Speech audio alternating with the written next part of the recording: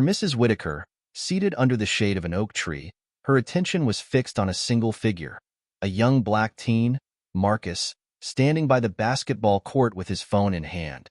Mrs. Whitaker squinted, scrutinizing Marcus as he glanced around, clearly waiting for someone. She watched his every movement, convinced that he didn't quite fit with the familiar families and joggers around her. To her, his presence seemed out of place, suspicious even. The thought planted itself in her mind, growing with every second she watched him stand there, texting, looking at his phone, occasionally glancing up at the path leading to the parking lot. She clutched her purse tightly, her eyes narrowing as Marcus looked down the path again. What was he waiting for? Mrs. Whitaker leaned back, her hand reaching into her bag for her phone. This was her neighborhood, after all. She'd lived here for over 20 years.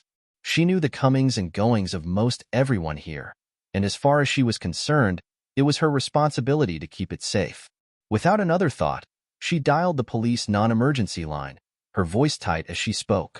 "Hello, I'd like to report a suspicious individual in the park. Yes, he looks like he's just loitering, or maybe waiting for someone. But he's acting strangely. No, I haven't approached him. He doesn't look like he belongs here, if you know what I mean." The dispatcher's voice crackled through the line, asking for more details. Mrs. Whitaker quickly described Marcus's appearance, her tone loaded with unspoken assumptions. "He's just standing there, looking around like he's up to something. I'd feel better if you sent someone to check it out." As she hung up, Mrs. Whitaker glanced back at Marcus, feeling a surge of satisfaction. In her mind, she had done the right thing, taken a stand for her neighborhood's safety. She watched him from her seat, waiting for the officers to arrive, completely unaware that this routine call would soon take a surprising, even shocking, twist.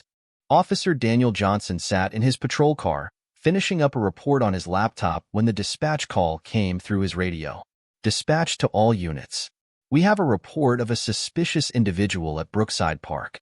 Caller indicates a young male loitering near the basketball courts, possibly up to something. Responding officers, please check it out." Officer Johnson glanced at his watch. Brookside Park was only a few blocks away, and he was on patrol nearby. A quick check-in wouldn't take long. He radioed back to dispatch, Unit 503 responding to suspicious individual at Brookside Park. As he made his way down the familiar tree-lined streets, Officer Johnson let his thoughts drift to his teenage son, Marcus. Marcus often hung out in that very park with his friends, usually near the basketball courts. He chuckled, thinking back to the days when he used to bring Marcus here to practice shooting hoops. Now that Marcus was older, he spent more time with friends, enjoying the independence that came with his teenage years. Pulling up to the park, Officer Johnson scanned the area, his eyes landing on a familiar figure standing near the basketball court. He blinked, momentarily taken aback. It was Marcus. At first, a mix of surprise and amusement crossed his mind. That kid's always around here.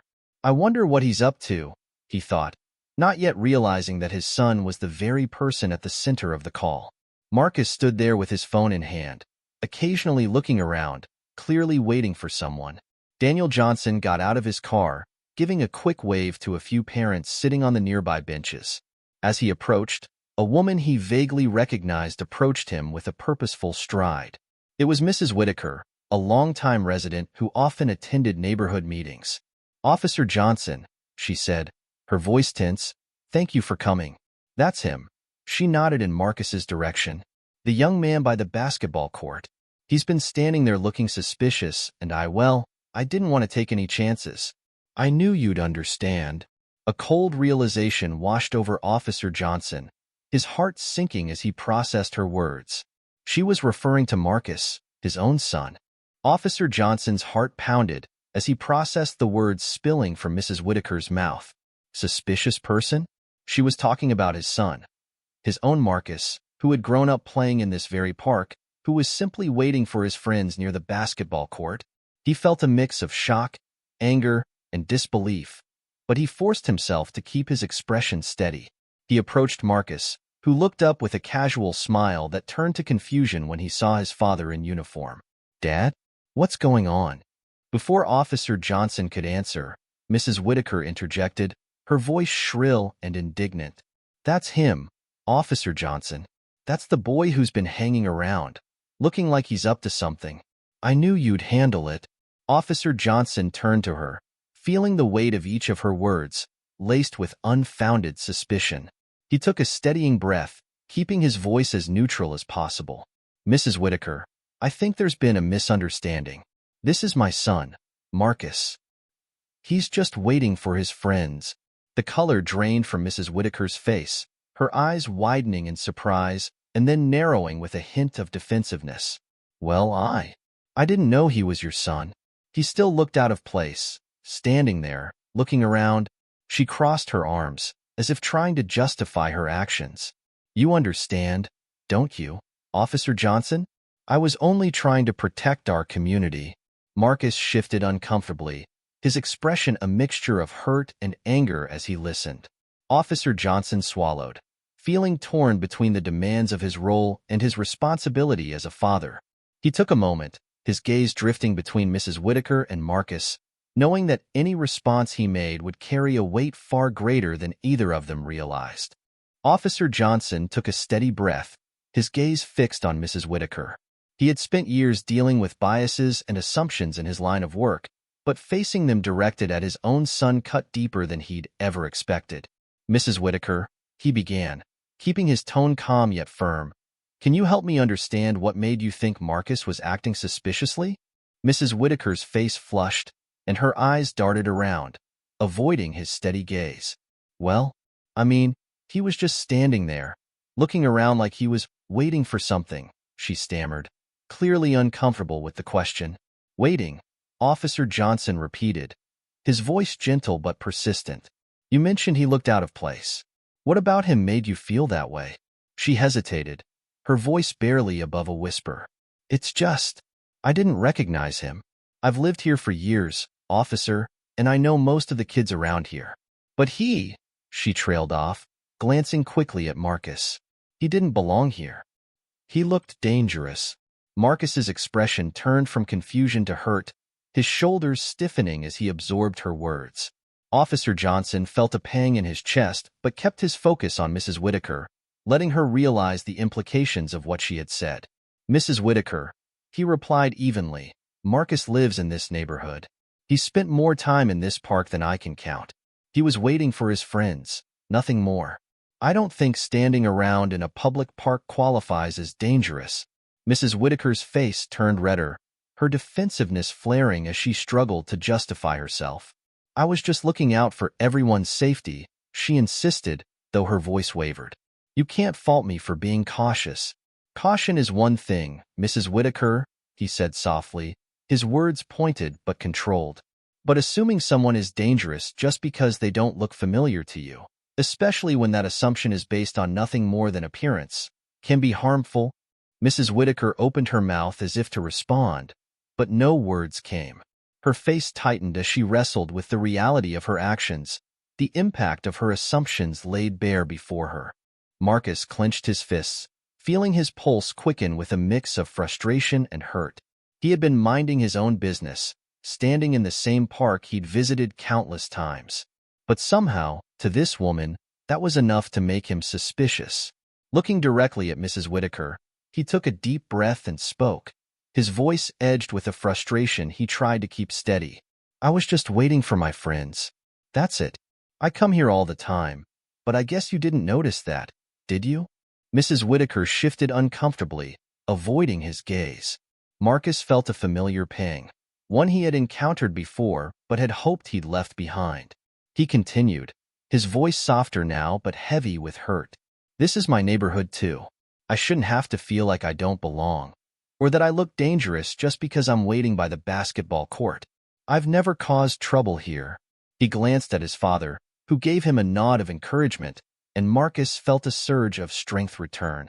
I shouldn't have to explain myself every time I'm somewhere, just because I don't look how you expect me to look. Mrs. Whitaker looked down, her expression a mixture of discomfort and shame. Marcus's words had struck a nerve, and for the first time, she seemed to consider the harm her assumptions had caused. But the sting of being treated like an outsider in his own neighborhood still lingered in Marcus's chest. He turned back to his father, his eyes pleading, as if searching for reassurance that he wasn't alone in feeling the injustice of it all. Officer Johnson placed a steady hand on his shoulder, a silent gesture that conveyed both pride and solidarity. Marcus took a final deep breath, hoping his words had left an impression on Mrs. Whitaker. He was done justifying himself to people who wouldn't see him for who he truly was. Mrs. Whitaker fidgeted, avoiding Marcus's gaze, and directed her explanation to Officer Johnson instead. "I was just looking out for my neighborhood, Officer Johnson," she said, her voice defensive. "I didn't recognize him, and he was standing there alone. Looking well, he had a certain attitude about him."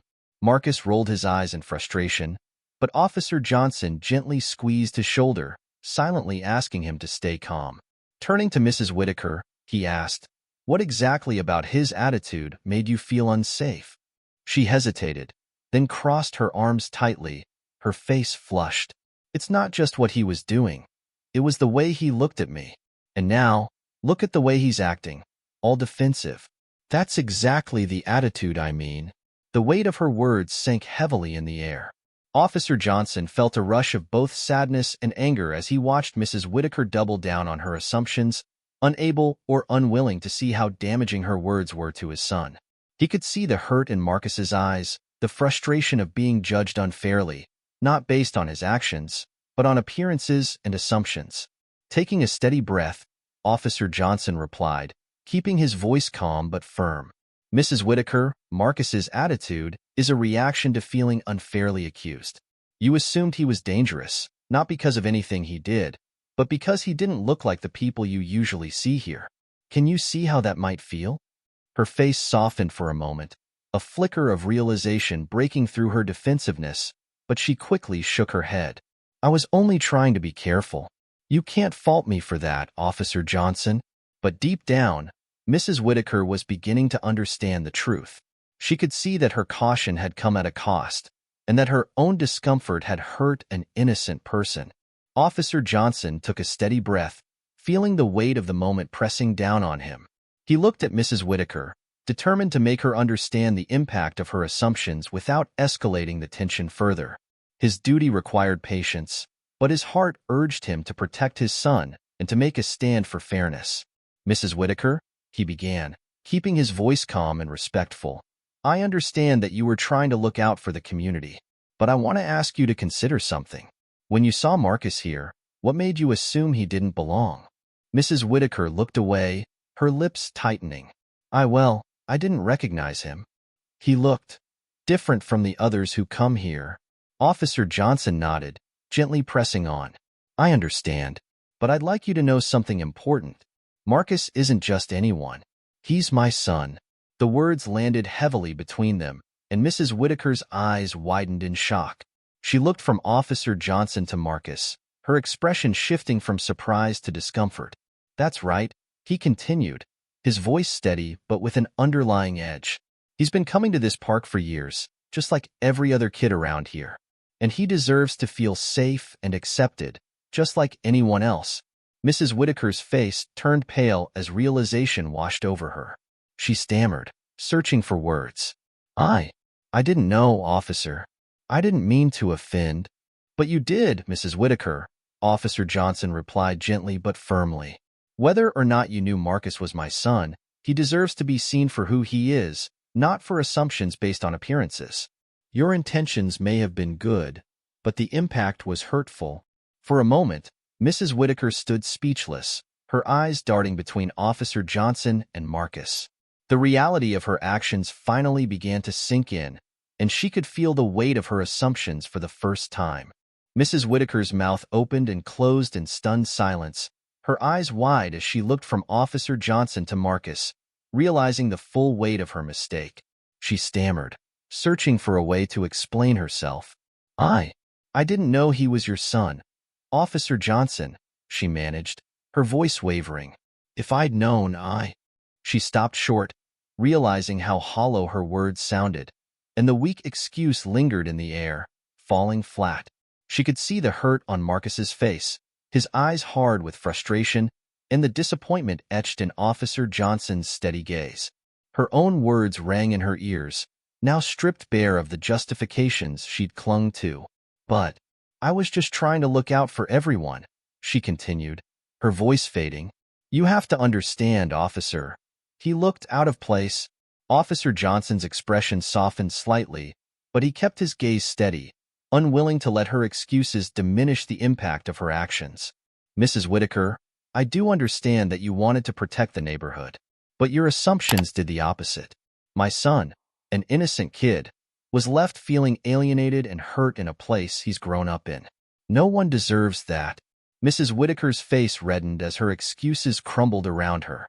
She glanced down, the sting of shame settling in. For the first time, she truly felt the weight of her actions. I didn't mean to cause harm," she whispered, her voice tinged with regret. But deep down, Mrs. Whitaker knew that intention wasn't enough. The harm had been done, and her realization was only the beginning of the understanding she would have to confront. Marcus took a deep breath, feeling a surge of courage rise within him, bolstered by his father's steady presence by his side. He looked directly at Mrs. Whitaker, his voice calm but filled with conviction. "Mrs. Whitaker, people look at me like that all the time," he began, his gaze unwavering. "You're not the first person to assume I don't belong somewhere just because of how I look. I'm used to it, but it doesn't hurt any less. I shouldn't have to feel out of place in my own neighborhood." Mrs. Whitaker shifted uncomfortably, her eyes dropping to the ground. But Marcus continued, his voice growing stronger. "You said you were just trying to protect the community, but I'm part of this community too. I grew up here, just like everyone else. I'm not dangerous just because I'm waiting for my friends in the park." He paused, letting his words sink in. "What you did made me feel like I wasn't safe here, like I was guilty just for existing. And that's not okay. No one should have to feel that way." Mrs. Whitaker looked up, her face a mix of shame and discomfort, finally starting to grasp the weight of her actions. Marcus's words had struck her deeply, revealing the impact of her assumptions in a way she hadn't been willing to see before. "This isn't just about today," Marcus added softly. "It's about every time someone looks at me and decides I don't belong without even knowing me. It's something I deal with all the time, but that doesn't make it right." The silence that followed was heavy. For Mrs. Whitaker, there were no easy answers, no words to undo the pain she'd caused. But Marcus's bravery had left an undeniable impact, forcing her to confront her own biases in a way she couldn't ignore. And for Marcus, it was a moment of reclaiming his place in the world, of showing that he wouldn't allow others' assumptions to define him. As Marcus's words hung in the air, a few bystanders who had been casually watching from a distance began to drift closer. A sense of curiosity and concern spread through the small crowd, and soon people were murmuring, recognizing Marcus as the friendly kid they'd often seen around the neighborhood. A young mother with her toddler on her hip stepped forward. "Isn't that Marcus?" she whispered to a friend. "I see him here all the time with his friends." Another neighbor, an older man who often walked his dog through the park, nodded in agreement. "He's a good kid. Always polite, always says hello." Mrs. Whitaker shifted uncomfortably, suddenly aware of the weight of the crowd's eyes on her. She could feel her defenses slipping, her usual confidence shaken by the growing circle of support around Marcus. It was clear that people in the neighborhood respected him, and their presence made her feel increasingly isolated, her assumptions laid bare for all to see. Marcus noticed the gathering as well, and the presence of familiar faces gave him an added boost of courage. He looked at the people around him, seeing nods of agreement and supportive glances, and he felt his voice strengthen as he continued. "It's not easy, always wondering if someone will think I don't belong," he said, his tone softer but still full of conviction. "I just want to live my life like anyone else here, without feeling like I have to prove myself." Several people voiced quiet words of encouragement, and Marcus felt a swell of gratitude as he realized he wasn't alone. Mrs. Whitaker's discomfort deepened. Her face flushed as she shifted nervously, no longer able to dismiss the reality of what she'd done. The crowd's silent support spoke volumes, each person's presence a reminder that Marcus had a place in this neighborhood, just as much as anyone else. For Mrs. Whitaker, the gathering of neighbors around him felt like a mirror, forcing her to confront the impact of her actions with nowhere left to hide. Officer Johnson glanced around at the crowd, seeing the mix of support and curiosity in their faces. He took a deep breath, knowing this was a moment to address something larger than just today's incident. "Thank you all for being here," he began, his voice calm and steady.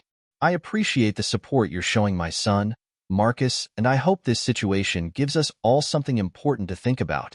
He paused, looking around at familiar faces in the neighborhood he'd served for years. "As a police officer, I've sworn to protect this community, and that includes everyone in it, no matter who they are or what they look like. We all want to feel safe and respected, and that means giving each other the benefit of the doubt." He glanced at Mrs. Whitaker, then back to the crowd. "But there's something I want to make clear. Assumptions based on someone's appearance can be incredibly damaging. Judging someone just because they look different or because you don't recognize them can lead to hurt, mistrust, and isolation." People in the crowd shifted, some looking down, reflecting on his words. Officer Johnson continued, "Marcus is a good kid, and he's part of this community. He shouldn't have to feel like an outsider in his own neighborhood. None of us should. It's up to all of us to treat each other with respect, to go beyond our assumptions, and to see each other for who we really are." The crowd nodded in agreement, and murmurs of understanding rippled through the small group. Officer Johnson's words resonated, casting a new light on the incident. People looked around at each other, some meeting Marcus's gaze, others glancing thoughtfully at Mrs. Whitaker. Mrs. Whitaker, feeling the weight of his message, looked down, visibly shaken. The truth of Officer Johnson's words was impossible to ignore. For the first time, she could see the impact of her actions, and her heart filled with a deep sense of regret. Officer Johnson looked at Marcus, pride shining in his eyes. This wasn't just about one incident. It was about making his son, and everyone in the community, feel valued and respected. The crowd quietly dispersed, each person carrying a piece of his message, reflecting on how they could do better. As the crowd slowly began to disperse, Mrs. Whitaker stood in awkward silence, feeling the weight of their lingering judgment. She glanced around, the shame and discomfort clear in her posture. With a sigh, she turned to Marcus, her eyes meeting his reluctantly. I'm sorry," she said, her voice low and strained. "I suppose I may have overreacted." She looked down, her words carefully chosen but lacking genuine warmth. "I didn't mean to make you feel unwelcome. I was just concerned about the neighborhood." Marcus nodded, sensing the reluctance behind her apology. He knew it wasn't a full acknowledgement of her actions, nor was it likely to change her perspective.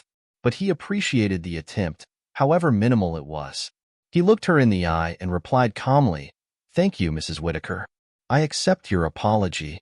His words were gracious, yet there was a quiet strength in his tone that showed he understood her apology for what it was, an attempt to save face under the pressure of those around her. He hoped, perhaps, that one day she might genuinely understand the hurt her assumptions had caused. Mrs. Whitaker shifted uncomfortably, feeling the full weight of the exchange. Marcus's composure left her without a place to hide, and she felt a pang of something close to regret. Though she wasn't fully able to confront her own biases, she knew this moment would stay with her.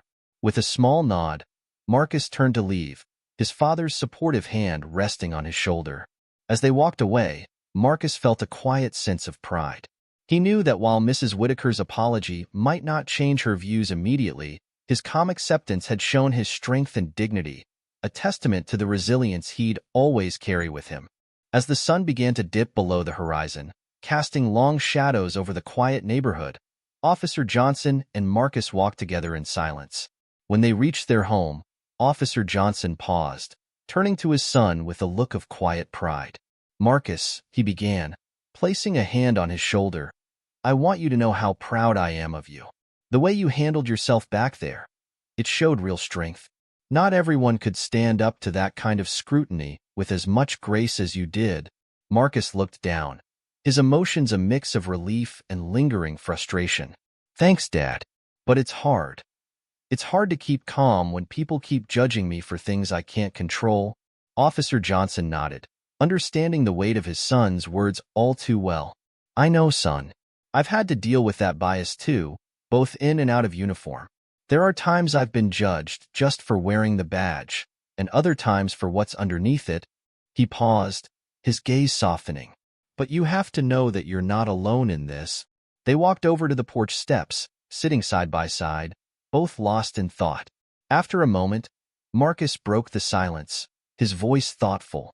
It's just, sometimes it feels like no matter what I do, people will always assume the worst. I try to ignore it, but it's exhausting. Officer Johnson sighed, nodding. I wish I could tell you it gets easier, but honestly, it's something we're going to face time and again. What matters is that you stay true to who you are, like you did today.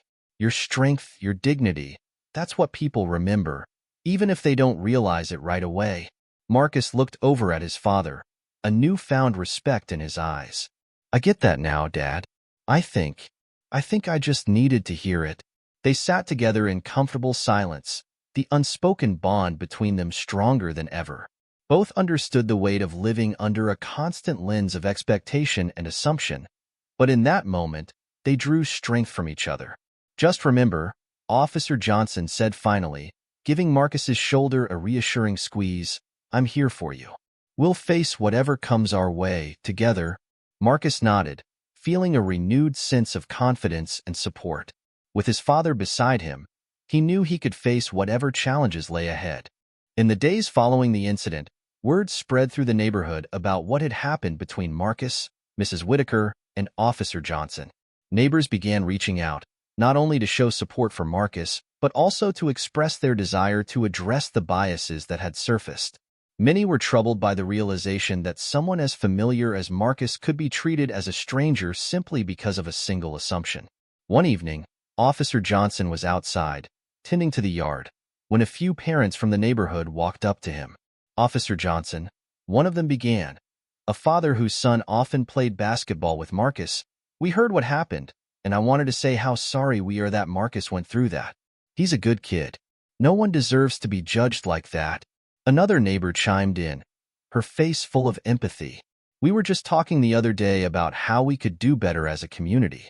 If you'd be open to it, we'd love to hold a gathering, something where we could talk openly about inclusivity and how to make everyone feel welcome here. Officer Johnson nodded, feeling a surge of gratitude. Thank you. I think that would be a wonderful idea, he replied, his voice sincere. Marcus and I have been talking about this too. It would mean a lot to know that the neighborhood wants to make this a better place for everyone. Plans quickly took shape, and over the next few days, neighbors spread the word about a gathering in the local community center. Parents, children, and longtime residents arrived, filling the room with a shared desire to create a more understanding and inclusive neighborhood. At the gathering, several people shared their own experiences, opening up about times they had felt like outsiders or had been judged unfairly. It was a heartfelt discussion, and for the first time, the community openly acknowledged the need to overcome biases they hadn't even realized they held. Marcus was invited to speak as well, and he talked about how meaningful it was to feel seen and supported by people who had known him for years. I just want everyone to feel like they belong here, he said, his voice clear and confident. That's what I hope for myself and for everyone else in this neighborhood. The meeting ended with a renewed commitment to inclusivity, with neighbors promising to check their own assumptions and work toward a stronger, more connected community. And as people left, they shared warm words with Marcus and Officer Johnson, their support and solidarity a powerful reminder that change was possible. For Marcus, the experience was transformative. It wasn't just about one day in the park. It was a step toward building a neighborhood where everyone, regardless of their background, could truly feel at home. By the time Marcus returned to school, the story of the incident in the park had already made its rounds. Word had spread through whispers in the hallways, snippets on social media, and shared stories among classmates. Some students approached him between classes, their expressions filled with a mix of empathy and respect. Hey, Marcus, one classmate said as he passed by, giving him a nod. What happened was messed up. Just wanted you to know. You've got people on your side. Others stopped to talk more, sharing their own experiences with prejudice and judgment. I know what that feels like, man, one student said, his voice quiet but sincere. People make assumptions about me all the time, just 'cause of how I look. It's hard, but you handled it better than I think I would have. Their words encouraged Marcus, making him feel a little less alone. Each story, each nod of support, strengthened his resolve and reminded him that he wasn't just standing up for himself. He was part of a much larger conversation about fairness and respect. Meanwhile, the story gained traction online. Someone in the community had posted about the incident, recounting Marcus's bravery and the community's response. The post went viral, drawing both positive support and, inevitably, negative backlash. Messages flooded Marcus's social media accounts. Many praised his courage, calling him a role model for standing up against bias. Strangers reached out, saying how inspired they felt by his calm, respectful approach to a painful situation. But alongside the support came harsh criticism. Anonymous accounts and strangers took jabs, calling him overly sensitive or accusing him of making a big deal out of nothing. Some even defended Mrs. Whitaker, claiming that she had every right to be cautious. Marcus tried not to let the negativity affect him, focusing on the encouragement from friends and family. But the conflicting responses from people he didn't even know felt overwhelming at times. The virtual world amplifying every opinion and turning his life into a public spectacle. One evening, he sat down with his father, scrolling through the messages on his phone. "I don't get it, Dad," he said, frustration simmering in his voice. "How can some people not see what's wrong here? I didn't ask for any of this." Officer Johnson put a reassuring hand on his shoulder. "I know it's tough, son. Some people will always choose to see things through their own lens, no matter what the truth is. But you've made a difference by speaking up, and that matters more than any of the noise online." Marcus nodded, taking comfort in his father's words. As the story continued to circulate, he found strength in the support from his school, his friends, and those who truly understood. And though the journey was challenging, Marcus knew he'd sparked an important conversation, one that wouldn't easily be forgotten. As the story of the park incident spread through the neighborhood and across social media, Mrs. Whitaker began to feel the repercussions in ways she hadn't anticipated. Wherever she went, she felt the lingering stares, overheard whispers, and caught fragments of hushed conversations that made her feel more isolated with each passing day. Friends who used to greet her warmly now avoided her, their eyes flicking away when she tried to catch their gaze. At the grocery store one afternoon, she overheard a conversation between two parents from the neighborhood, unaware she was standing just a few feet away. "I heard it was Mrs. Whitaker who called the cops on that boy," one woman said in a low voice. "He's a good kid." What was she thinking? Mrs. Whitaker felt a cold shiver run down her spine. She clutched her shopping basket tighter, her cheeks flushing with a mix of anger and shame. But deep down, the defensiveness she'd clung to began to soften, her certainty in her actions unraveling in the face of the silent judgment from the people around her. The comments grew harsher online. Her name circulated, tied to descriptions of the Karen who had made baseless assumptions about an innocent teenager.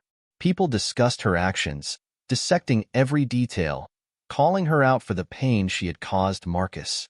The once solid wall of her justifications crumbled under the weight of the criticism, forcing her to confront the reality of her own behavior. One evening, sitting alone in her living room, Mrs. Whitaker scrolled through the online conversations, unable to look away despite the sting. The words, cold and unforgiving, exposed the hurt she had caused. She saw messages from people who had been judged unfairly, who shared their own painful experiences, and her defensiveness finally began to wane, replaced by an uncomfortable self-reflection she hadn't allowed herself to feel before. The weight of the social consequences bore down on her, revealing the truth she could no longer ignore. Her assumptions and actions had hurt an innocent young man, someone who belonged in her community as much as anyone else. And now, facing the impact of her own choices, she felt a quiet but undeniable regret, knowing that the time had come to make things right. Alone in her home, Mrs. Whitaker sat by the window, watching as the evening light cast long shadows across her quiet neighborhood. In the silence, she felt the weight of everything that had unfolded since the incident at the park. She couldn't escape the thoughts swirling in her mind, forcing her to confront the reality she tried to avoid. Her gaze drifted to a family walking down the street, a mother, father, and their two children laughing as they passed by. The sight brought her back to the moment in the park, the day she looked at Marcus and, without knowing him, made assumptions based on little more than her own discomfort. In the solitude of her thoughts, Mrs. Whitaker began to face the painful truth of her actions. She recalled the way Marcus had looked at her, his eyes filled with both frustration and hurt, and she realized that her assumptions had spoken more about her own biases than anything Marcus had done. The thought left her unsettled. How many times had she done this without even realizing it? How many others had she judged unfairly? She thought of her neighbors, the community she had always considered herself a part of, and how they now viewed her differently. For the first time, she felt a profound sense of regret, not just for the social fallout, but for the harm she had caused Marcus, who had done nothing to deserve her scrutiny. She remembered his calm words to her, his insistence that he belonged here, and her heart sank as she understood the truth of his experience. Mrs. Whitaker began to see her actions in a larger context. She saw how her assumptions had reflected a pattern, a problem she hadn't allowed herself to examine before. Her caution, as she had called it, wasn't caution at all but a bias that had colored her view of others in ways she couldn't ignore any longer. Taking a deep breath, she made a decision. She knew she had to confront her biases, to understand them and work on changing them. She couldn't undo the harm she had caused, but she could start by taking responsibility and learning to be better. For the first time, Mrs. Whitaker was determined to grow beyond the limits of her assumptions and see her neighbors, and herself, in a new light. A few weeks after the incident in the park, the neighborhood gathered for a community meeting held in the familiar warmth of the local community center. News of the meeting had spread widely, and people from all walks of life arrived, eager to listen, learn, and contribute to the discussion. The purpose of the evening was clear: to foster understanding, acceptance, and a stronger sense of community. Parents, children, retirees, and newcomers filled the seats, creating a vibrant mix of perspectives. Officer Johnson stood near the front, ready to facilitate, but he knew that tonight, Marcus would be the voice everyone needed to hear. As the room quieted, Officer Johnson introduced his son, and Marcus stepped forward, the room falling into a respectful silence. "Thank you all for coming," Marcus began, his voice steady but carrying a depth of sincerity. "It means a lot to see so many people here wanting to make a change." He paused, gathering his thoughts, and continued, "A few weeks ago, I was in the park, waiting for my friends. But instead of being seen as just another kid in the neighborhood, I was seen as suspicious. And I know that I'm not alone in that experience. For a lot of us, being judged or feeling like an outsider happens way too often." A few nods of understanding and murmurs of support came from the crowd, encouraging him to go on. "The thing is," Marcus continued, "we all want to feel safe, respected, and valued. But that can't happen if we look at each other with fear or suspicion. What happened to me made me feel like I didn't belong. But if we take the time to understand each other, to listen and get to know people, then we can start to make real change." He took a deep breath, letting his words settle in. Empathy and understanding, that's what we need more of. It's about looking past what we think we know and seeing people for who they really are. Mrs. Whitaker, sitting near the back, listened intently, her eyes lowered, humbled by Marcus's poise and wisdom. His words struck a chord with many in the room, inspiring self-reflection and a genuine desire to change. As Marcus finished, applause broke out, warm and heartfelt. Others took the opportunity to share their own experiences and perspectives, each story contributing to a shared commitment to make the neighborhood a place where everyone could feel welcome and valued. The evening closed with pledges from community leaders to support more inclusive events and activities, and neighbors made a promise to be more mindful, empathetic, and supportive in the future. For Marcus, it was more than just a discussion. It was a step toward healing and understanding, a hopeful sign that his neighborhood was willing to change for the better. And for the community, it marked the beginning of a journey toward genuine inclusivity, one built on empathy, trust, and shared humanity. As the community's conversation continued, Officer Johnson stepped forward to share his own perspective. He felt the eyes of his neighbors on him, and he could see the mix of curiosity, respect, and a genuine desire to learn. This was a rare opportunity to bridge the gap between his role as a police officer and his position as a community member, a father, and an advocate for fairness. "Thank you all for being here," he began, his tone warm but serious. "I'd like to speak openly with you all, not just as a police officer, but as a father and someone who cares deeply about this community." He paused, choosing his words carefully. "In my line of work, I've seen how powerful assumptions can be. Sometimes they lead to misunderstandings that hurt innocent people. People like my son, Marcus. Bias is something that can influence anyone, even those of us trained to see past it. And it's important to recognize that these assumptions don't just affect individuals. They affect entire communities, creating fear and division." The room was silent, his words resonating deeply. Officer Johnson continued, "As a community, we have a responsibility to examine our own assumptions, to ask ourselves why we might view someone differently just because they don't fit our idea of familiar.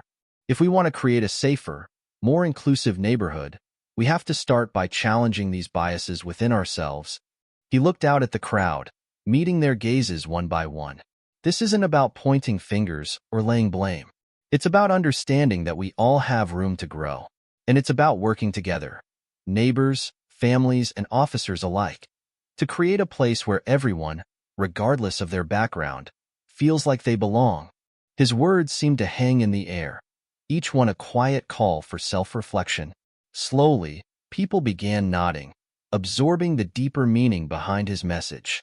He could see that some were questioning their own biases, looking inward with a willingness to confront the assumptions they might have unconsciously held. Mrs. Whitaker, sitting near the back, felt a pang of recognition. Officer Johnson's words echoed her own experience, making her see her actions in a new, unflinching light. She glanced around, realizing that this meeting, this conversation, was as much about personal growth as it was about community unity. As the evening drew to a close, neighbors approached Officer Johnson to thank him for his honesty, their expressions thoughtful and sincere. Many of them promised to work on building a neighborhood where everyone, including Marcus, could feel safe and accepted. Officer Johnson left the meeting that night with a renewed sense of purpose, knowing his words had made a difference. The community was on a path to real change, and he was ready to support them every step of the way. A few days after the community meeting, Mrs. Whitaker found herself standing outside Marcus's house, her hands clasped tightly in front of her. She'd spent countless nights reflecting on the hurt she had caused, and though she had apologized once, she knew her words hadn't carried the sincerity Marcus deserved. Now, after the honest conversations and self-reflection sparked by the community gathering, she felt ready to try again. When Marcus answered the door, he looked surprised to see her, his expression cautious but polite. Mrs. Whitaker took a steadying breath, her voice softer and more genuine than before. "Marcus, I know I apologized before, but I didn't really understand the impact of what I'd done. I've taken time to think about it, and I realize now that my assumptions were not only unfair but harmful." Marcus listened quietly, watching her with a mixture of curiosity and reserved openness. Mrs. Whitaker continued, her voice tinged with regret. "I can't imagine what it must feel like to be judged that way, especially here, in your own neighborhood. I saw you through a narrow lens, and I'm deeply sorry for the hurt I caused. You didn't deserve any of it." She paused, gathering her words carefully. "I know an apology doesn't undo the pain, but I want you to know that I'm committed to being better, to not only change my own assumptions, but to help others do the same. If there's any way I can make it right, please let me know." Marcus looked at her, seeing the sincerity in her eyes and feeling the weight of her words. He took a deep breath, processing the depth of her apology. "Thank you, Mrs. Whitaker," he said slowly. "It means a lot that you're trying to understand. I think we all have things to learn about each other." She nodded, relief and gratitude softening her expression. "I hope we can move forward, Marcus. I know I have a long way to go, but I'm willing to work on it." With a gentle smile, Marcus extended his hand.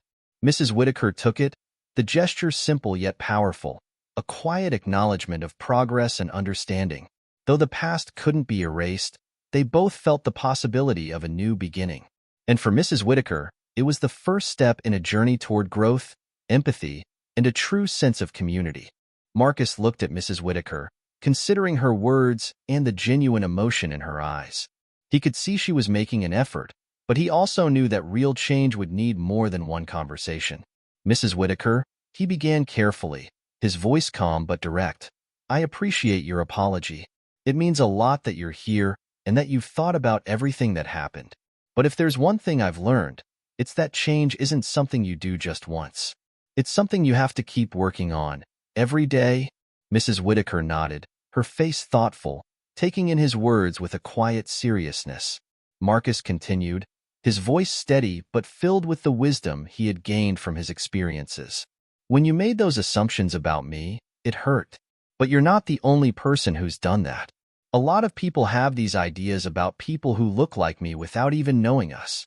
And it doesn't just go away with one conversation. He paused, giving her a soft, understanding smile. But I do believe people can change. It's just that it has to be consistent and genuine. I think if you keep reflecting, if you keep questioning those assumptions, then things can get better. Not just for you, but for the whole neighborhood. Mrs. Whitaker blinked, visibly moved by his maturity and insight. She had come here hoping to make things right, but she hadn't expected to feel so inspired by Marcus's words. His openness, his willingness to forgive, but also to challenge her, showed a level of strength that left her humbled. Thank you, Marcus, she said, her voice breaking slightly. You're right. This isn't just a one-time thing. I need to do more. I promise I'll keep working on it. And I hope one day, I'll be someone you can trust. Marcus nodded, accepting her words with a quiet smile. I think that's a good place to start, Mrs. Whitaker. I'm here if you ever want to talk, but I hope you'll keep learning on your own, too. With that, they parted ways, each feeling the weight of a meaningful exchange. For Marcus, it was a moment of healing and growth.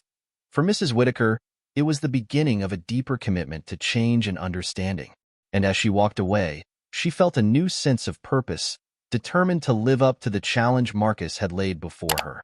In the days following Mrs. Whitaker's apology and the community's supportive response, Marcus found himself spending more time with his father. The incident had brought them closer, opening up conversations that they hadn't had before. One evening, as they sat together on the back porch watching the sunset, Officer Johnson turned to his son, a thoughtful expression in his eyes. You know, Marcus, he began, his voice calm but serious, what you went through, it's not easy. And it's something I've had to face myself, too. But seeing how you handled everything, how strong you stayed, I couldn't be prouder. Marcus looked down, feeling a quiet pride mixed with a lingering curiosity. Thanks, Dad. Honestly, I don't think I could have gotten through it without you. Having you there, knowing you understood, it made all the difference. They sat in a comfortable silence for a moment, both absorbing the shared sense of understanding between them. Then Marcus asked, have you always had to deal with stuff like that? I mean, being treated differently? Officer Johnson nodded slowly, his gaze thoughtful. Yeah, it's something I've known for a long time.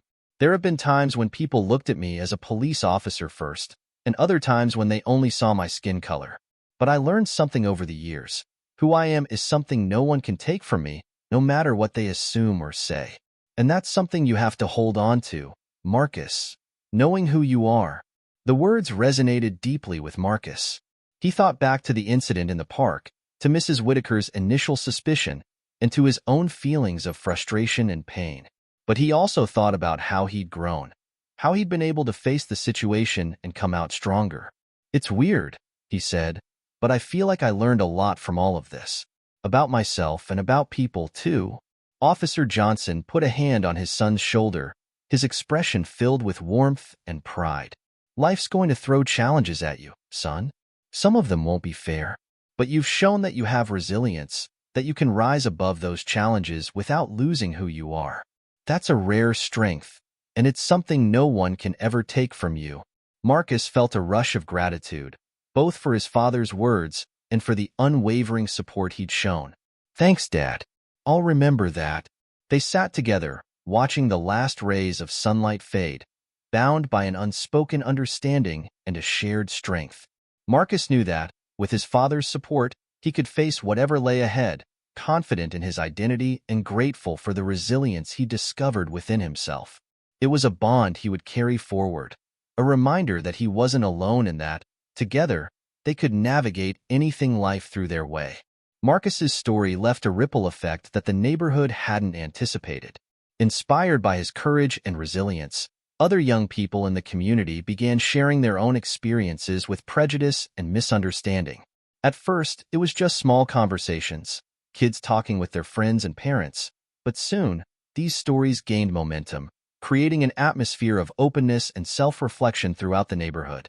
At a follow-up community meeting, several young people took the opportunity to speak, many of them for the first time. One girl, barely 14, recounted her experience of being followed in a store, assumed to be up to no good simply because she looked different. A boy in his late teens shared how he often avoided certain places in the neighborhood, not because he didn't belong, but because he was worried he might be seen as a threat. Each story sparked more conversations, filling the room with a renewed sense of purpose. The impact of these stories was undeniable. Parents, teachers, and community leaders came together, recognizing the need to do better, to actively work toward a neighborhood where everyone could feel safe, respected, and valued. They organized an inclusivity committee, committed to ensuring these issues wouldn't be swept under the rug. Their first task: planning a series of neighborhood events that celebrated diversity, unity, and understanding. The events ranged from cultural potlucks to storytelling nights, where people from all backgrounds could share traditions, food, music, and personal stories. Marcus was invited to help lead the efforts, and he eagerly stepped into the role, working with friends and neighbors to plan activities that would make everyone feel included. One evening, at a community gathering, families brought dishes from their cultural backgrounds, and tables were set up with photos and artifacts that celebrated each family's heritage. People moved through the park, laughing, chatting, and exchanging stories. Marcus watched with a quiet sense of pride as neighbors connected on a deeper level, seeing each other not as strangers, but as individuals with rich and unique experiences. The events continued throughout the year, building a new culture within the neighborhood.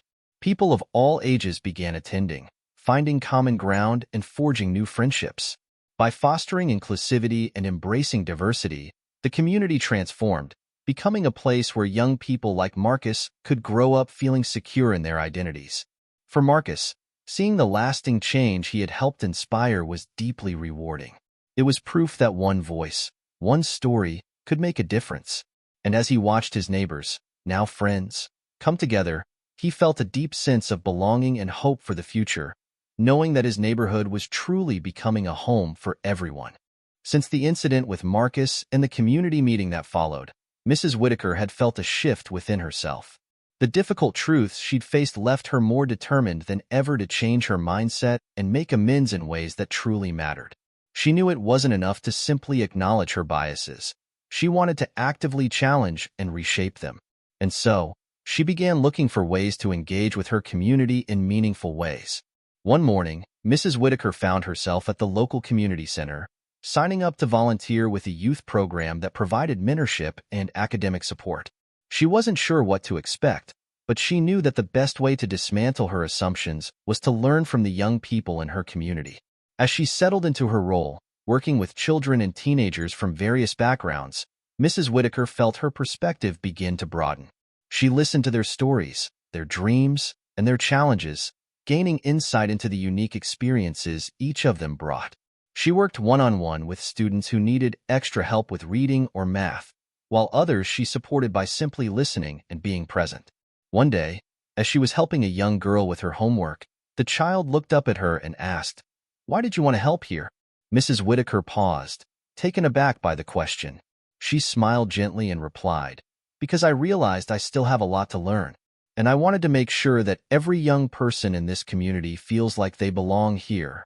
The girl nodded, a small smile tugging at her lips, and Mrs. Whitaker felt a quiet warmth spread through her.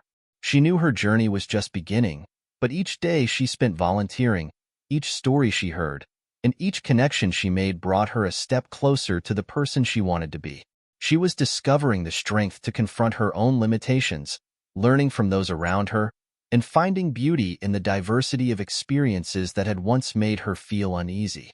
Though Mrs. Whitaker still had moments of self-doubt, she remained committed to her growth, embracing the discomfort as part of the process. She frequently attended community events, eager to be involved and supportive. At each gathering, she greeted Marcus and his family with a smile, a silent but heartfelt acknowledgement of the lessons he had taught her.